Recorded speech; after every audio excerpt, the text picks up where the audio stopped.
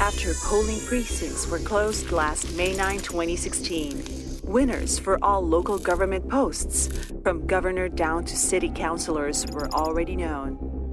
By the morning of May 10, presidential candidates took turns announcing publicly that they conceded the race to the unofficial winner. Drama begins to unfold, and unbeknownst to the Filipino people, it was over before it even started. Philippine Democracy was hacked.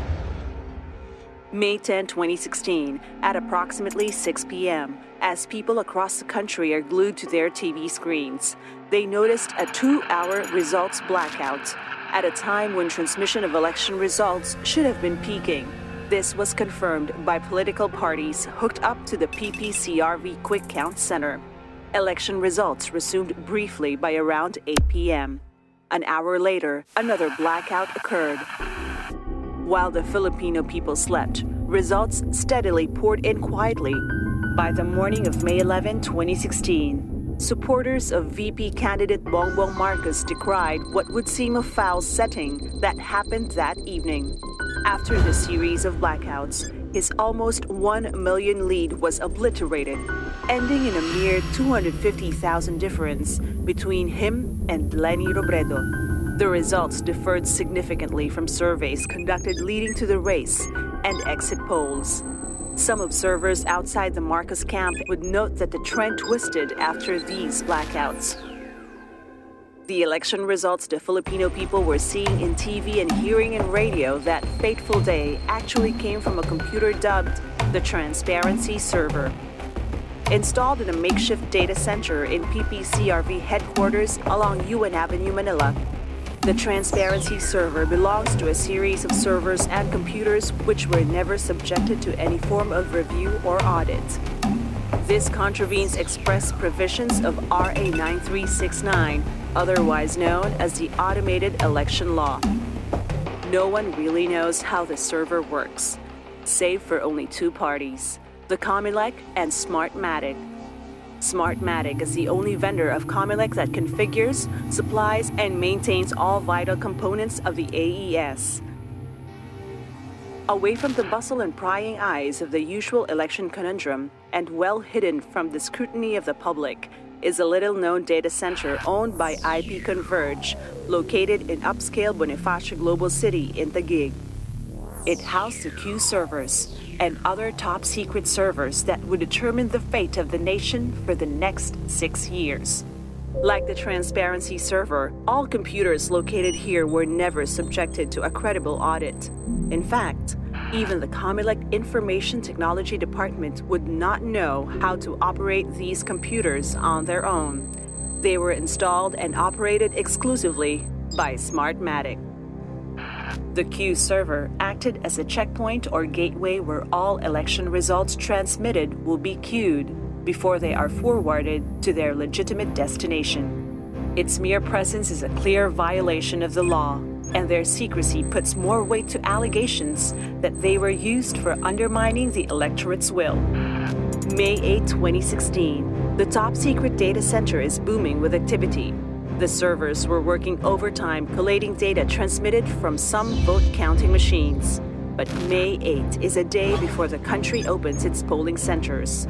Polling precincts are not due to be opened for the next 23 hours. Oddly, these transmissions came only from a set of 9 IP addresses. One IP address in particular had more access than the rest. From the pattern of the access, it seems the queries and attempts only came from either a small set of computers or they were using Comelec-assigned USB data sticks to transmit from a handful of VCMs in their possessions. Either way, the access could not be done by anyone without the knowledge to do so. According to Comelec and Smartmatic, the entire election results transmission service is on a private network. If what they say is true, then by their own admissions, the hacking of the AES can only be done from within their ranks. A special Comelec resolution was issued a few weeks before May 9 to make it easy for these hackers to manipulate the election results. These were done in steps, and both Smartmatic and Comelec were complicit in assuring Philippine democracy would not prevail. December 2015, Comelec officials are ordered to upload the election project of precincts, candidates list, and all other required election data to the election management system. They are unable to do it, and so the task is handed over to Smartmatic. The EMS is the heart of the AES, and anyone who has access to it has full control of the election. By January 2016, Smartmatic experts were flown to the Philippines to configure the AES. At this juncture, Smartmatic had full control of all the data and computers required for the automated elections. From data preparation and uploading to ballot generation, VCM and CCS configurations, passwords, and ballot layouts for each polling precinct. But how do they get this configuration from the EMS in order to create their own election and make these transmissions legitimate? The answer lies in Comelec's new creation, the regional hubs. By virtue of Comelec Resolution 10114, issued a mere 6 days before the election, 7 regional hubs were named. Contingency VCMs and CCS will be stationed in these regional hubs. It will be they who will be receiving the configuration files through a secure file transfer protocol or SFTP server, located just a few steps away from the EMS.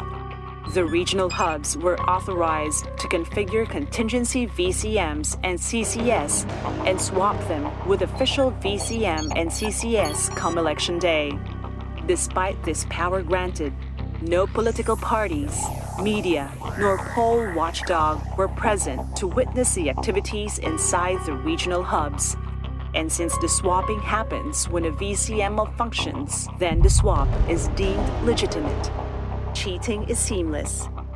There are traces of a dark history between Smartmatic and Comelec, one that involves a tapestry of unsettling and motivated events. In the country's automated election history, Smartmatic failed to get the Technical Evaluation Committee certification within 90 days prior to the election. Yet the issue was shrugged off by Comelec.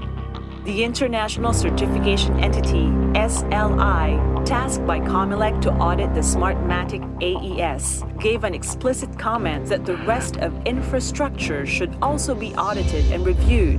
But these were placed as a footnote and were ignored by Comelec altogether. As a result, while the EMS, CCS, VCMs underwent a public source code review, all other components, including the central servers, the transparency server, Q servers, and the entire election results transmission service were not subjected to a source code review nor infrastructure audit. It is the hacker's job to infiltrate, plan a virus to cripple the system, and proceed with their plans undetected. Clearly, Philippine democracy was hacked, our choice taken away. But now that we know, what will we do to take it back?